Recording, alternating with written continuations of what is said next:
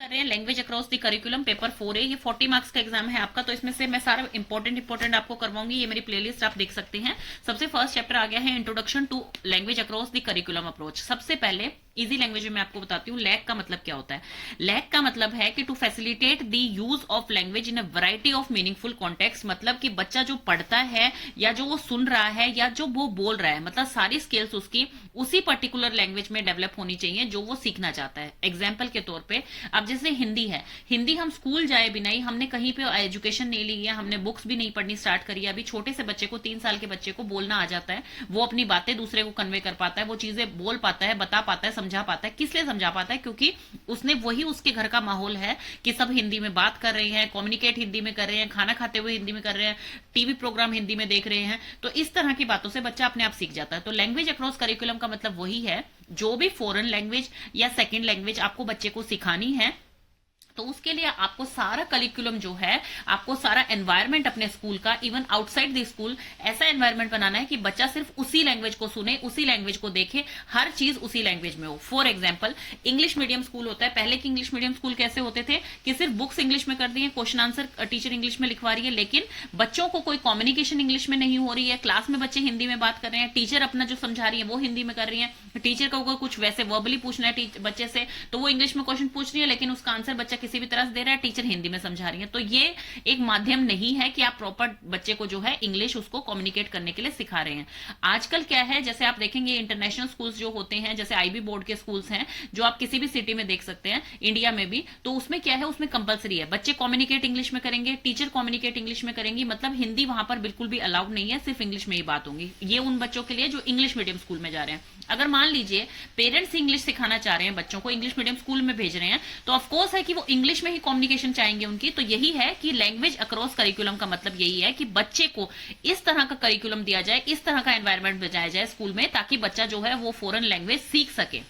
तो इससे जो है बच्चे की स्किल्स भी इंप्रूव होंगी, बच्चा जो है कॉन्फिडेंट भी बनेगा, इसके काफी सारे बेनिफिट्स होते हैं। तो अभी हमने मीनिंग सीख लिया है कि मीनिंग क्या है। इसका मीनिंग है use of language in variety of meaningful context, वो है इसका meaning. To motivate the students, students को रिवॉर्ड दीजिए, स्टूडेंट्स कम्युनिकेट उस लैंग्वेज में कीजिए ताकि वो अपनी मल्टी लैंग्वेज स्किल्स जो है वो डेवलप कर सके। मतलब एक उन्हें हिंदी तो आती है जो उनके घर पे बोली जाती है, अब अगर स्कूल में पूरा एनवायरमेंट मान लीजिए फ्रेंच सिखाने का है, इंग्लिश सिखाने का है, तो बच्चे को वो सेकंड लैंग्वेज भी बहुत परफेक्टली आएगी। बच्चों की स्किल्स डेवलप होती हैं, बच्चे जो है ग्लोबली अपने आप को प्रूव कर सकते हैं, अपॉर्चुनिटीज ज्यादा मिलती हैं, तो इससे ये बेनिफिट्स होते हैं। अब क्या है, लैक में ही दो तरह के अप्रोच को बात की गई। सबसे पहली है नैरो अप्रोच। नैरो में क्या था कि जो सब्जेक्ट होते हैं जिनमें की लैंग्वेज की इतनी नीड नहीं होती, फॉर एग्जाम्पल सोशल साइंस है, मैथमेटिक्स है और साइंस है आपका, तो उसमें भी जो है जो नॉन लिंग्विस्टिक सब्जेक्ट बोले जाते हैं उनमें भी यूज आपका किसका हो, उसी पर्टिकुलर लैंग्वेज का हो। और दूसरी इन्होंने दी थी जो वाइडर थी, तो जो कॉम्प्रिहेंसिव थी कि हर जगह पे उस लैंग्वेज का यूज होना चाहिए। जगह पे आपका जो है पूरी तरह से उसी लैंग्वेज की पॉलिसी बना दी जाए पूरे स्कूल के लिए कि आप इनसाइड द स्कूल कोई करिकुलर एक्टिविटीज में, कोई क्विज में आप सिर्फ वही एक सिंगल लैंग्वेज यूज करेंगे। तो उससे बच्चा जो है वो, अब देखिए बच्चा जो है उसको हमें इंग्लिश सिखानी पड़ती है कि टेंसेस होते हैं, ग्रामर ये होती है, यहाँ पे आपको फुल स्टॉप लगाना है, यहाँ पे ए लगाना है, यहाँ पे द लगाना है। क्यों सिखानी पड़ती है? क्योंकि जनरली वो स्कूल्स में बोली नहीं जाती है लैंग्वेज। अब वही स्कूल्स में बोली जाए, वही घर पे बोली जाए, वही बाहर प्लेग्राउंड में बोली जा रही है, वो आपके सारे टीचर्स उसी में बात कर रहे हैं, आपके सारे टीचर्स जो है वही चीज आपको दिखा रहे हैं ब्लैक बोर्ड तो पे। धीरे धीरे आपकी भी उसमें मास्टरी हो जाएगी और आप उस लैंग्वेज में जो है बहुत अच्छी तरह से कम्युनिकेट कर सकते हैं। कि पर्टिकुलरली लैंग्वेज फोकस नहीं होती है बल्कि कॉन्सेप्ट्स और मैथमेटिक्स के फॉर्मूले फोकस होते हैं। लेकिन वाइडर फॉर्म में क्या कहा गया कि भाई पूरे स्कूल में जो कॉम्प्रिहेंसिव लर्निंग है, ऐसी पॉलिसीज बना दी जाए, करिकुलम में इंक्लूड कर दिया जाए कि आप कम्युनिकेट उसी में कर सकते हैं, टीचर्स उसी में कम्युनिकेट कर सकते हैं, टीचर समझाएगी उसी लैंग्वेज में, सब कुछ जो है उसी लैंग्वेज में होगा। बच्चों को अगर कोई भी स्पीकिंग स्किल्स सिखाई जा रही है तो उसी लैंग्वेज में होंगी, प्रेजेंटेशन उसी लैंग्वेज में होंगी, बच्चों को कई कई विजुअल एड दिखाए जा रहे हैं तो विजुअल्स भी उसी लैंग्वेज में होंगे, बच्चों की जो है लिसनिंग पावर भी इंप्रूव होगी। तो ये सब चीजें उस लैंग्वेज में होंगी, तो बच्चा अपने आप स्कूल में भी वही लैंग्वेज बोलेगा, आउटसाइड द स्कूल भी वही लैंग्वेज बोलेगा और वो उसकी मास्टरी हो जाएगी उस पर्टिकुलर लैंग्वेज पे। देन इसकी नीड क्या थी? अब नीड क्या है, देखिए need of the LAC approach में क्या है कि कॉन्टेक्स्ट आपका जो होता है बुक में जो है, मान लीजिए वो इंग्लिश मीडियम में है और आप लैंग्वेज हिंदी में समझा रहे हैं, तो वो बच्चे जो है उसे कोरिलेट तो कर लेंगे क्योंकि वो इंग्लिश में लिखा हुआ है, आप समझा हिंदी में रहे हैं, लेकिन कॉन्टेक्स्ट और लैंग्वेज दोनों आपस में बहुत ज्यादा रिलेटेड हैं। चाहे आप मैथ पढ़ा रहे हैं, चाहे आप साइंस पढ़ा रहे हैं, आपको कम्युनिकेशन भी अपनी क्लास में जो है वो पर्टिकुलर उसी लैंग्वेज में रखनी है जिसमें वो बुक जो है कॉन्टेक्स्ट आपका छपा हुआ है। अब जैसे मान लीजिए टीचर स्टोरी के वे में बताती हैं, तो आप उसी पर्टिकुलर लैंग्वेज में बताइए जिस तरह से। अब साइंस में कोई स्टोरी नहीं चल सकती है, या मैथ्स में कोई स्टोरी की वजह से नहीं बता सकते हैं आप। मैथ्स में आपको फॉर्मूले समझाने पड़ेंगे, बेसिक समझाना पड़ेगा, तो पर्टिकुलरली आप उसी लैंग्वेज में समझाइए जिस लैंग्वेज में आपका जो मीडियम चल रहा है या बच्चे को वो लैंग्वेज आपको सिखानी है। क्योंकि जिस तरह का माहौल आप बना देंगे ना, बच्चा वही सुनेगा, वही देखेगा और वही बोलेगा, तो उस लैंग्वेज में उसकी मास्टरी होनी पक्की है। बेनिफिट्स क्या थे इसके? बेनिफिट्स इसके यही हैं कि इसमें बच्चों को अपॉर्चुनिटीज ज्यादा मिलती हैं, उनकी स्किल्स डेवलप होती हैं, बच्चा कॉन्फिडेंट होता है, बच्चा जो है इसमें उसको ज्यादा कैरियर अपॉर्चुनिटीज मिलती हैं, और बच्चों को कोई बर्डन नहीं होता है, बच्चा नेचुरली सीखता है इससे। क्योंकि ये पूरे करिकुलम में, मतलब आपकी पूरी पॉलिसी बना दी गई है, स्कूल में यही लैंग्वेज यूज होगी, तो बच्चे पे ऐसा कोई बर्डन नहीं है कि तुमने ग्रामर ठीक नहीं बोली है, तुमने इसमें यहाँ फुल स्टॉप नहीं लगाया, तुमने पॉज नहीं किया है, ऐसा कुछ नहीं होता है। जब सब ये लैंग्वेज बोलेंगे तो बच्चे को इवन ग्रामर पे ही फोकस करने की जरूरत नहीं है, बच्चा अपने आप से जो है फ्लुएंट होता जाएगा दिन प्रतिदिन। तो इसलिए ये इसके बेनिफिट थे। अब इसके एम क्या थे इस अप्रोच के? एम इसका यही है कि आपकी लैक अप्रोच जो है वो सक्सेसफुल जब ही हो सकती है जब आप उसी लैंग्वेज में बोलेंगे, उसी लैंग्वेज में लिखेंगे और उसी लैंग्वेज में रीड करेंगे। ये बेनिफिट है कि to support language development in each and every child. कोई भी बच्चा क्लास में ऐसा नहीं रहना चाहिए। देखिए, इंटेलिजेंट बच्चे होते हैं, कई बार वो कम्युनिकेशन सीख जाते हैं, वो जो है कोई भी सेकंड लैंग्वेज इजीली ग्रैस्प कर सकते हैं, उनका आईक्यू लेवल ज्यादा होता है। लेकिन जो एवरेज बच्चे होते हैं, बिलो एवरेज बच्चे होते हैं, वो नहीं कर पाते हैं। लेकिन अगर ये पॉलिसी बना दी जाए स्कूल में, तो उसको पता है, उसको पहले ही पता है एडमिशन के टाइम पे कि मुझे सिर्फ यहाँ पे कम्युनिकेट इंग्लिश में करना है, हर चीज यहाँ पर इंग्लिश में होगी, तो मुझे समझ आएगी नहीं आएगी वो सब डिपेंड करता है at the time of admission कि भाई उनके पेरेंट्स दिलवा रहे हैं या नहीं दिलवा रहे हैं। तो वो बच्चा भी जो है धीरे धीरे फ्लुएंट होने लग जाता है। तो इसका मेन एम यही है कि बच्चा जो है उसकी लैंग्वेज डेवलपमेंट हो, हर बच्चे की लैंग्वेज डेवलपमेंट हो, कुछ स्पेसिफिक बच्चों की नहीं। और वो कैसे हो सकती है? जब आपकी लिसनिंग जो है वो पर्टिकुलरली उसी लैंग्वेज में सुने आप, स्पीकिंग आप उसी लैंग्वेज में हो, रीडिंग बुक्स भी उसी लैंग्वेज में हो, राइटिंग जो है कॉन्टेक्स्ट लिख रहे हैं आप वो भी उसी लैंग्वेज का हो, कुछ चीज देख रहे हैं, विजुअल साइंस लगे हुए हैं आपके इसमें, तो वो भी उसी लैंग्वेज में हो, शेपिंग है, वॉचिंग है, मूविंग है, हर चीज जो है पर्टिकुलरली उसी लैंग्वेज से रिलेट हो। तो चाहे फिजिकल एक्टिविटीज कर रहे हैं पर्सन, जैसे लिख रहे हैं या कोई साइन देख रहे हैं या बोल रहे हैं या ओरल प्रेजेंटेशन दे रहे हैं, तो हर चीज जो है वो पर्टिकुलरली उसी लैंग्वेज में होगी। तो बच्चा सिर्फ उसी को सुनेगा, उसी को देखेगा, तो धीरे धीरे वो उस चीज में फ्लुएंट हो जाएगा। क्योंकि फॉर एग्जाम्पल आप कोई भी इंग्लिश मूवी देख रहे हैं, आप नीचे सबटाइटल्स के साथ देख रहे हैं, तो सबसे पहले आप कौन सी लैंग्वेज में सोचते हैं उसे? आप सोचते हिंदी में है, और फिर वो आपको समझ आती है क्योंकि आपकी मदर टंग हिंदी है। लेकिन जब आपके पूरे स्कूल में वही एक लैंग्वेज चलेगी, तो आप क्या है, आप सोचने भी उसी लैंग्वेज में लग जाएंगे, तो आपके लिए बहुत ही ईजी हो जाएगा उस लैंग्वेज में कम्युनिकेट करना। अब इसमें डिफिकल्टीज क्या आई थी इंप्लीमेंट करने के लिए लैक अप्रोच को, या फिर इसके जो है नेगेटिव इफेक्ट्स क्या हैं? फर्स्ट है इसमें कि भाई टीचर्स जो हैं, जैसे कि इसमें पीछे दे रखा है जो शॉर्ट आंसर क्वेश्चन में देखेंगे आप कि नेगेटिव एटीट्यूड ऑफ टीचर्स। अब कई टीचर्स जो हैं वो नहीं इसको जो है फॉलो कर पाती हैं। वो कहेंगे भाई हमारा सब्जेक्ट ही ऐसा नहीं है, हम कैसे फॉलो करेंगे इस चीज को? भाई आप पर्टिकुलरली इंग्लिश की टीचर है तो आप फोकस कीजिए उस सब्जेक्ट पे। तो इस कारण से ये जो है इसका थोड़ा सा नेगेटिव इंपैक्ट पड़ सकता है कि भाई अगर सारे मिलकर नहीं करेंगे, क्योंकि इसी एक टीचर की रिस्पॉन्सिबिलिटी नहीं है लैंग्वेज अक्रॉस करिकुलम को फॉलो करना, ये सारे टीचर्स की होनी चाहिए, पॉलिसी के अंदर होना चाहिए, और हर टीचर जब इसे फॉलो करेगी तभी ये सक्सेसफुल हो सकता है। आ जाता है इसमें कि आपके कोई भी एडमिनिस्ट्रेटर है या हेडमास्टर है, प्रिंसिपल है, वो सारे कोई भी ये चीज पर्टिकुलरली देख नहीं सकते हैं कि ये रियली वर्क कर रही है स्कूल में या नहीं कर रही है। हर जगह जाकर आप ये चेक करना थोड़ा सा मुश्किल हो जाता है कि भाई ये रियली ऐसा वर्क हो रहा है, नहीं हो रहा है, बच्चे इससे कंफर्टेबल हो रहे हैं, सीख पा रहे हैं या नहीं सीख पा रहे हैं। तो ऐसा कंप्लीटली जो है वो नहीं हो पाता है, क्योंकि होल स्कूल अप्रोच जब तक नहीं मिलेगी, भाई नॉन टीचिंग स्टाफ भी इसमें चेक करे, मतलब किसी पर्टिकुलर एक टीम की मेंबर की ड्यूटी ना हो कि भाई वो इस चेक करे कि भाई लैंग्वेज अक्रॉस करिकुलम फॉलो किया जा रहा है कि नहीं किया जा रहा है। थर्ड इसमें आ जाता है कि टीचर्स कई बार जो है ओवर बर्डन हो जाती हैं कि भाई हमें सिलेबस कंप्लीट कराना है, हम सिर्फ लैंग्वेज पे ही फोकस करेंगे तो हमारा सिलेबस कैसे कंप्लीट होगा? तो उस कारण से भी जो है ये अच्छी तरह से एप्लीकेबल नहीं हो पाता है। देन है considering language merely a medium. अब क्या है, करिकुलम में टीचर देख रही है कि भाई मेरा सिलेबस ये है, ये चीजें हैं, तो उसमें लैंग्वेज को सिर्फ एक मीडियम देखा जा रहा है कि भाई हमें समझाना उस वे में है, बच्चों को लिखवाना उस वे में है, मतलब पर्टिकुलरली इस पे फोकस नहीं है। फोकस अपने उसी चीज पे है कि भाई आपको अकेडमिक में क्या क्या चीजें करवानी है, क्या क्या चीज प्रैक्टिकल्स करवानी है, क्या थ्योरी करवानी है, तो फोकस मेन उसी पे ही है। इसको सिर्फ मीडियम समझा जा रहा है, इसके ऊपर कंप्लीट फोकस नहीं है कि एज अ इसको करिकुलम का पार्ट लेके ही चले लैंग्वेज को, ये इसके ऊपर फोकस नहीं किया जाता है। तो ये कुछ इसकी प्रॉब्लम थी या फिर इश्यूज थे जो कि इसको इंप्लीमेंट करने में आ रहे थे। आगे है लैंग्वेज, जिसमें हम इसके प्रिंसिपल, फंक्शन सब कुछ करेंगे डिटेल में, बिकॉज बुक का नेम ही देखिए लैंग्वेज अक्रॉस करिकुलम है, तो ये टॉपिक आपका इंपॉर्टेंट है जो कि आपके लगभग हर चैप्टर में आएगा इसमें। तो लैंग्वेज का पता होना सबसे पहले आपको बहुत जरूरी है। लैंग्वेज होता क्या है, सिंपल वर्ड्स में क्या होता है, it's a way of communication, मतलब दूसरे के साथ कम्युनिकेट करने का माध्यम है लैंग्वेज। इसमें से आप कोई भी डेफिनेशन लिख सकते हैं, जैसे language is the expression of idea, मतलब आपके क्या आइडियाज हैं। जैसे आप मान लीजिए आप कोई बिजनेस की बात कर रहे हैं, आप अपने आइडियाज देते हैं उसमें, या आप कोई स्टूडेंट्स को पढ़ा रहे हैं तब भी आप उनको समझाते हैं। तो हर माध्यम क्या है, एक दूसरे से बात करने का, एक दूसरे को समझाने का क्या है, लैंग्वेज है। अपनी थिंकिंग कैसे स्टार्ट करते हैं, आपको पहले लैंग्वेज पता होगी, चाहे आपको हिंदी पता है, इंग्लिश पता है, आप उसमें ही जो है अपनी थिंकिंग, अपने थॉट्स बनाने स्टार्ट करते हैं, दूसरे से बात करने के लिए उसी लैंग्वेज में सोचते हैं। आप जो है कोई प्ले कर रहे हैं, अगर मान लीजिए बच्चा खेल रहा है, गाड़ियां चला रहा है, डोल से खेल रहा है, तो वो भी मन ही मन में कुछ सोच रहा है, कुछ लैंग्वेज है उसके अंदर जिससे कि वो उस चीज को सोच पाता है, या जैसे पोएम है उसको रेसिटेट कर पाता है। तो वो एक लैंग्वेज है जो कि माध्यम है अपने आप को एक्सप्रेस करने का, अपनी रीजनिंग पावर को इंक्रीज करने का, अपनी हर चीज जो है वो लैंग्वेज के माध्यम से ही की जाती है। अब आपको टीचर से कुछ पूछना है तो आज आप एक पर्टिकुलर लैंग्वेज में पूछेंगे, कोई रीजनिंग करनी है, कोई उन्हें अगर टीचर को बच्चों को कोई कमांड देनी है, कोई इंक्वायरी करनी है, हर चीज किस माध्यम से होती है, लैंग्वेज के माध्यम से ही होती है। अब इसका आगे है प्रिंसिपल। प्रिंसिपल में सबसे पहला है लैंग्वेज इज लर्न। देखिए लैंग्वेज किसी को भी ऐसे ही नहीं मिल जाती है कि भाई अब हम कहें कि बच्चा स्कूल भी नहीं गया और उसको पहले से ही हिंदी लैंग्वेज आती है, नहीं, उसने लर्न करी है वो चीज। मतलब हर चीज, हर लैंग्वेज जो है वो सीखनी पड़ती है। अब बच्चा घर में है, वो सुन रहा है अपने पेरेंट्स की बातों को, देख रहा है वो कैसे बोल रहे हैं, किस चीज को क्या बोल रहे हैं, वो हर चीज नोटिस करता है और उसके बाद धीरे धीरे करके उसको लर्न करता है और फिर खुद मीनिंगफुल सेंटेंस बनाने स्टार्ट करता है। धीरे धीरे वर्ड सीखेगा, फिर उसके बाद सेंटेंस बनाएगा और फिर मीनिंगफुल साउंड्स वो निकालता है लैंग्वेज सीखने के बाद। तो लैंग्वेज जो होती है वो लर्न करनी पड़ती है। Language is a skill subject. Language देखिए ऐसा ही नहीं है कि भाई आपको इंग्लिश मीडियम बोल दिया या बोल दिया कि मेरी तो हिंदी लैंग्वेज है, इंग्लिश लैंग्वेज है।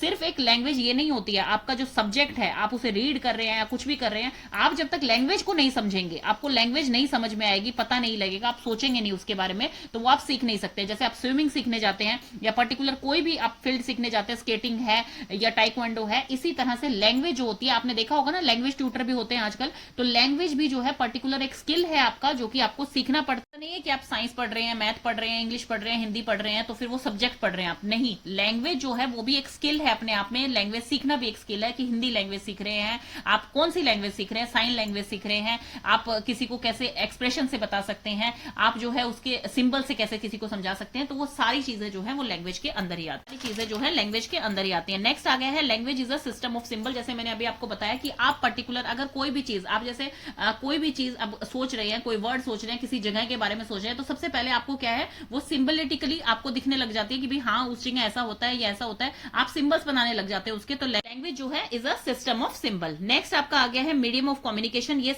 बिल्कुल कॉमन चीज है कि लैंग्वेज से ही हम जो है कम्युनिकेट कर पाते हैं, अपने इमोशंस को, अपने एक्सप्रेशन को, अपनी फीलिंग्स को जो है दूसरे बंदे को एक्सप्रेस कर पाते हैं लैंग्वेज के next is makes use of non verbal language, जो कि आपकी बॉडी लैंग्वेज होती है कि भाई आप किसी को देख रहे हैं तभी कोई आपके एक्सप्रेशन समझ गया, आपका स्टूडेंट है या आप टीचर हैं, तो वो होती है नॉन वर्बल।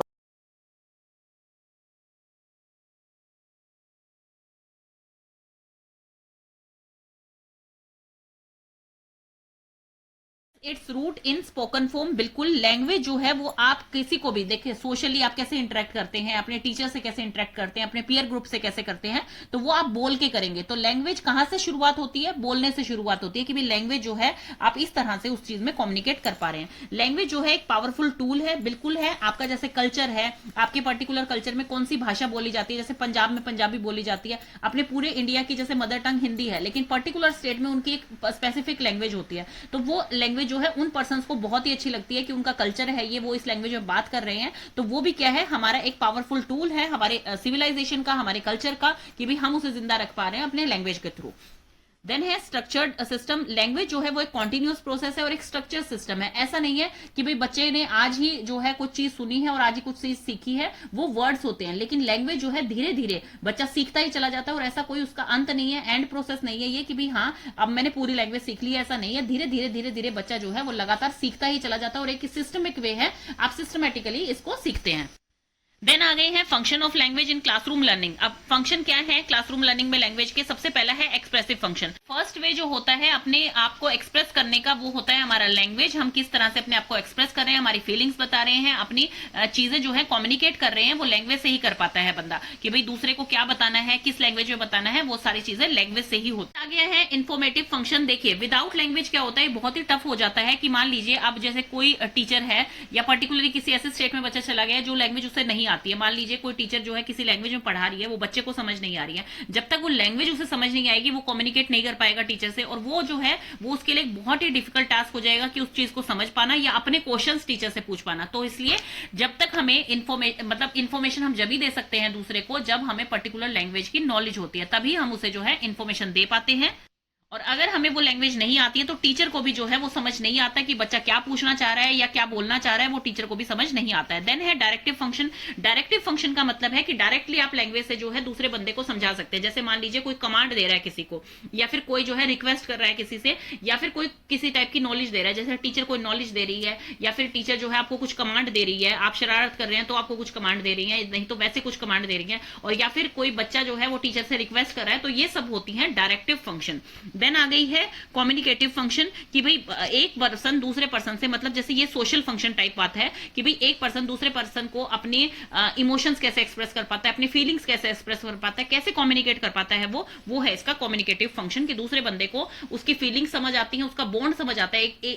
देखा है ना आपने कि क्लासरूम में किसी बच्चे का बॉन्ड जो है किसी बच्चे से बहुत ही अच्छा होगा, उनकी फ्रेंडशिप बहुत अच्छी होगी, किसी का जो है किसी से कॉन्फ्लिक्ट होगा, तो वो क्या होती है कम्युनिकेशन में कितनी कम्युनिकेट वो कर पा रहे हैं अपने आप को, कितनी लैंग्वेज में वो समझा पा रहे हैं अच्छी तरह से, तो वो होता है कम्युनिकेटिव बॉन्ड। देन है प्रिजर्वेटिव बॉन्ड। प्रिजर्वेटिव बॉन्ड का मतलब है कि मान लीजिए हमारे पूर्वजों को क्या नॉलेज थी, क्या चीजें उन्हें आती थी, क्या चीज उनके पूर्वजों ने दी, तो वो कैसे पास ऑन करते हैं हमें लैंग्वेज के माध्यम से कि भाई उन्हें जो चीज आती है, जो नॉलेज उन्होंने स्टोर करके रखी हुई है, या तो वो कुछ रिटर्न में लिख गए हैं या फिर वो वर्बली बता रहे हैं, तो मतलब वो होती है प्रिजर्वेटिव नॉलेज कि भाई कुछ ऐसा जो आप जो है स्टोर्ड इन्फॉर्मेशन से सीखे, प्योर नॉलेज से सीखे, मतलब कि अपने पेरेंट्स से या अपने कोई भी जनरेशन वाइज आप उस चीज को सीख रहे हैं। क्या है एस्थेटिक फंक्शन में, इसमें यह बताया गया है कि कई बार कुछ फीलिंग्स ऐसी होती हैं जो दूसरे बंदे को हम एक्सप्रेस नहीं कर पाते, हम समझा नहीं पाते हैं, तो पोएट्री की भाषा से या फिर उसको जो है किसी स्टोरी की भाषा से या इस तरह से किसी भी आर्टिस्टिक वे में जो है उसको कन्वे किया जाता है, और फिर उसके बाद उसका मीनिंग देख के दूसरा पर्सन समझ सकता है कि भाई हाँ ये यही बोलना चाह रहा था, तो उसे कहा जाता है एस्थेटिक फंक्शन। तो अब आपको इसके फंक्शन समझ आ गए। क्लासरूम में इसलिए नीडेड है क्योंकि बच्चे जो हैं वो एक्सप्रेस किससे कर पाते हैं, लैंग्वेज में कर पाते हैं, टीचर समझ लैंग्वेज में पाती है, टीचर खुद समझा लैंग्वेज में पाती है, अपनी जो है फीलिंग इमोशंस ये सब हम लैंग्वेज में दे पाते हैं, हम किसी को इंस्ट्रक्शंस देनी है, किसी को कुछ समझाना है, किसी को कुछ नॉलेज देनी है, वो सब लैंग्वेज में कर पाते हैं। अपनी जो है कोई भी स्टोर्ड नॉलेज है, कोई भी रिटर्न हमें डॉक्यूमेंट्स पढ़ने हैं या कोई भी ग्रंथ पढ़ना है, तो वो किस चीज में है, एक लैंग्वेज में है, तो वो पर्टिकुलर हमें उस चीज की नॉलेज देता है। फर्स्ट चैप्टर में से आपके इंपॉर्टेंट क्वेश्चन, ये मेरे 5 इयर्स के क्वेश्चन पेपर में से मैंने पूरा सेटअप ले रखा है। ये फर्स्ट चैप्टर में से आपके इंपॉर्टेंट क्वेश्चंस कौन से हैं, function of language in classroom जो हम कर चुके हैं, ये आपका 4 मार्क्स में भी आ चुका है, एंड ये आपका जो है 8 मार्क्स के लिए भी आ चुका है। देन है meaning, needs and benefits of LAC approach, that is language across curriculum approach, ये आपका 16 मार्क्स में 3 बार के पेपर में आ चुका है, मतलब ये मोस्ट इंपॉर्टेंट है, ये 2 बार आ चुका है, जो 2 स्टार लगे हुए हैं मतलब वो 5 साल के पेपर में से 2 बार आ चुका है।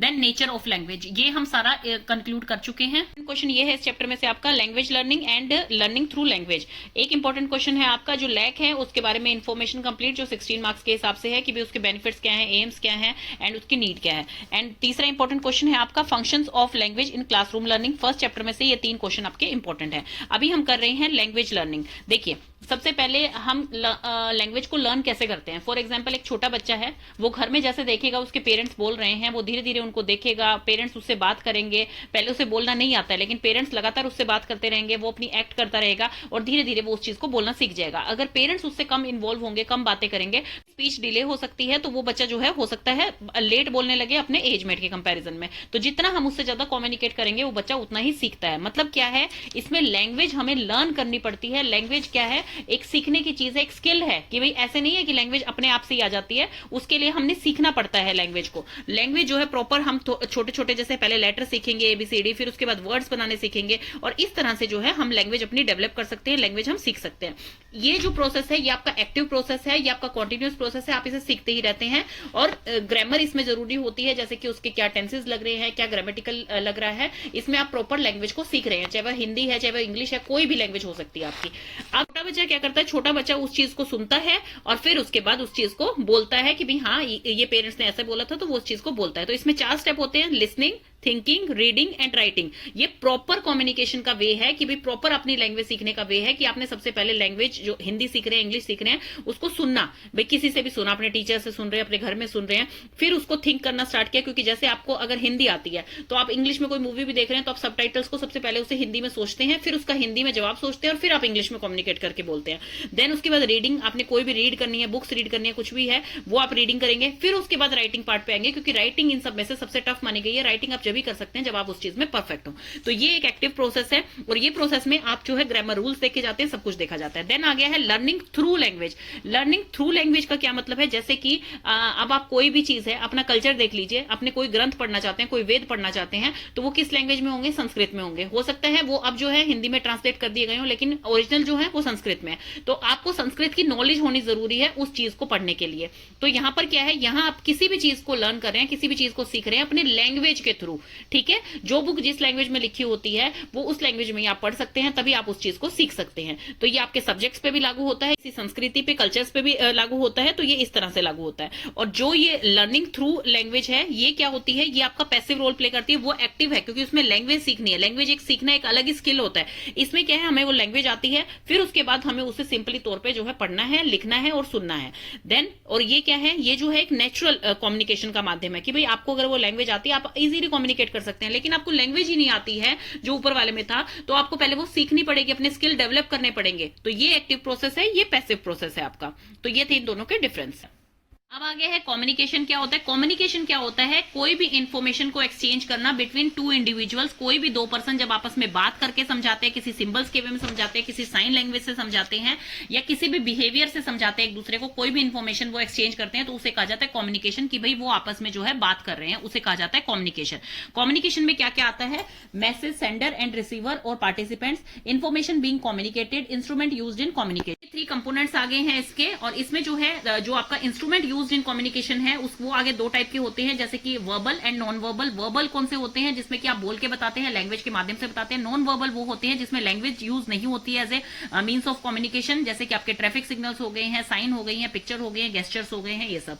The process of communication using language. तो इसमें जो है टू काइंड्स के होते हैं ये। एक होता है वन वे और एक होता है टू वे। वन वे में कौन सा होता है, जब कम्युनिकेशन प्रोसेस में एक स्पीकर होता है, सेंडर होता है, मतलब कि जैसे कोई ट्रेनिंग कैंप चल रहा है, कोई पर्टिकुलर किसी चीज के ऊपर, किसी सॉफ्टवेयर के ऊपर या किसी गैजेट के ऊपर आपको ट्रेनिंग दी जा रही है, तो स्पीकर जो है वो आपको बता रहा है, सेंड कर रहा है इन्फॉर्मेशन, उसके बारे में दे रहा है। और आप क्या है, आप रिसीवर हैं, लिसनर है, मतलब लिसनर होते हैं उसमें कई सारे, और स्पीकर जो होता है वो एक पर्सन बोल रहा होता है। तो वो ये होता है वन वे, कि भाई एक ही तरफ से आपकी कम्युनिकेशन चल रही है, एक ही बंदा आपको इन्फॉर्मेशन दे रहा है। एक होती है टू वेज। टू वेज का मतलब होता है एक सेंडर हो और एक रिसीवर हो, लेकिन दोनों जो हैं इंटरचेंज कर रहे हैं अपनी इन्फॉर्मेशन को। फॉर एग्जांपल इन क्लासरूम, जो इंटरेक्टिव क्लासरूम्स होती हैं, जैसे कि टीचर आपको कुछ बता रही हैं, कुछ समझा रही हैं, स्टूडेंट्स भी उसके बारे में आपको कुछ इन्फॉर्मेशन बता रहे हैं, या फिर कोई क्वेश्चन पूछ रहे हैं, टीचर भी आपसे क्वेश्चन पूछ रही है, तो ये कहलाया जाता है आपका कि टू वे है, जो कॉन्वर्सेशन चल रही है दोनों तरफ से। देन है इसके कैरेक्टरिस्टिक्स ऑफ लैंग्वेज।